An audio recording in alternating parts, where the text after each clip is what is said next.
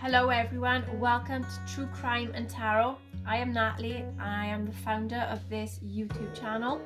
So today's case is going to be to do with a girl, a lady that is called Crystal Ann Tymich. I have done a lot of research on this case.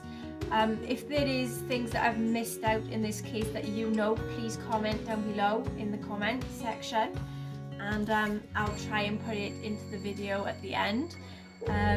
So what I've done then is a lot of research on this case, and I have also done some tarot cards on this case to see what the ins and outs was that had happened to this Crystal woman. What I'm going to say is it may not be 110% truth in the tarot reading, but there have got to be some type of truth in it for what is to come out.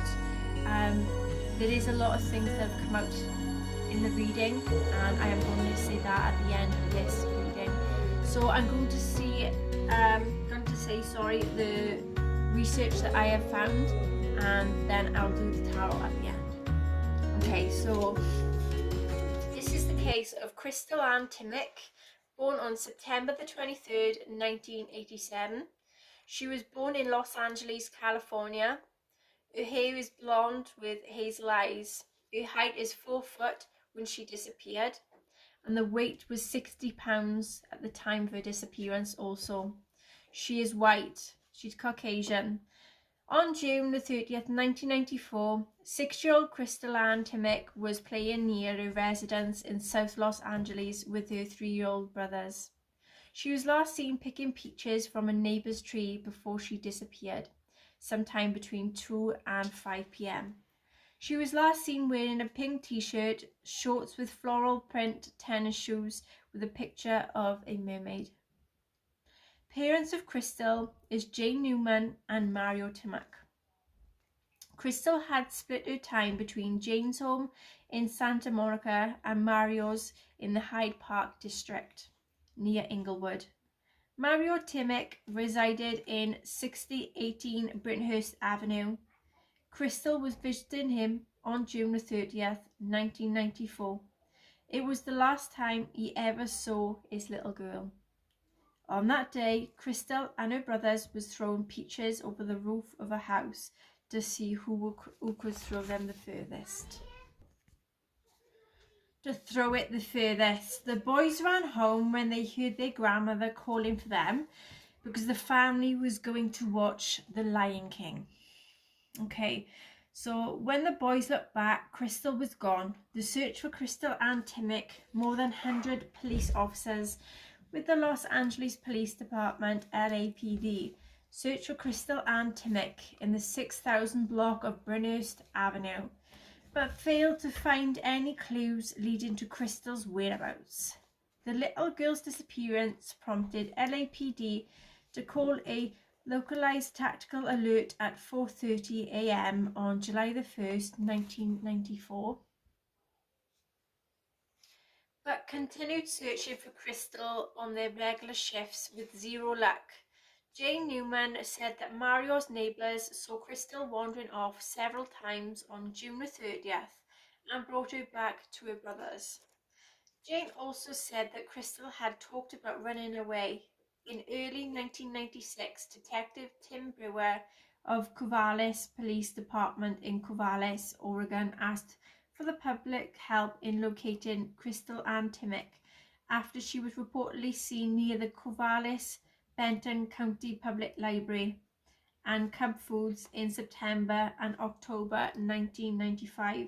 However, the authorities provided no further information in 1997.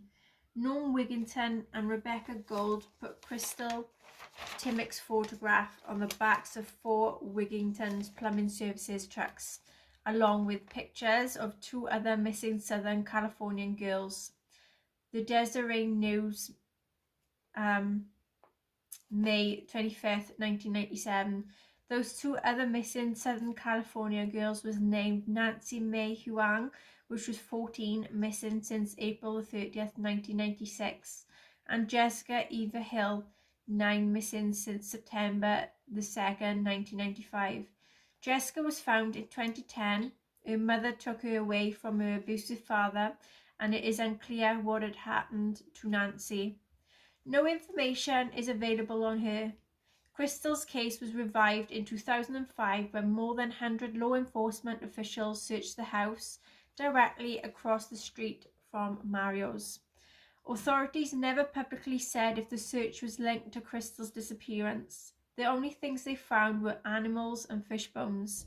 In 2005, Jeffrey Tymich, Crystal's brother, said that a female reverend lived in their house at the time of his sister's disappearance. She often invited the neighborhood kids into her home for religious services. She did not live there in 2005, and her identity was unknown. There has been little activity with this case since the neighbour's home in 2005. The family has set up a Facebook page for Crystal. Crystal Ann Tymich would have turned 32 years old on September the 23rd, 2019. This is where I come in then, and I decided to do a tarot reading, a couple of questions on what happened to Crystal, who was involved in her disappearance, where is Crystal now or her body, and what is the final outcome in her case. So the first question I asked then was, what happened to Crystal Ann Tymich? So we had the 10 of Pentacles card that had come out. So there was a lot of happy times with the family, with a lot of security within the family and playing outside the home or on the property or land. Reverse Magician. Crystal was being distracted by a cocky, arrogant criminal that may have had some sense of schizophrenia or some borderline personality going on. There was frustration and impatience from the lurer. Reverse Fool. There was a lot of recklessness that had been very inappropriate, that had bad decisions. It was very poor timing for Crystal. She tried to get away, but the person had unfinished business with her. The Sun card. There was success and innocence. Ace of Wands. There was a new beginning and starting over again. Reverse Tower. There was an end to all difficulties and someone got away with something that day. Reverse Two of Swords. There was a domination and submission and being very unhappy. Nine of Pentacles. Something turned out to be better than expected, to do with being around a property, a land or a countryside. Star card.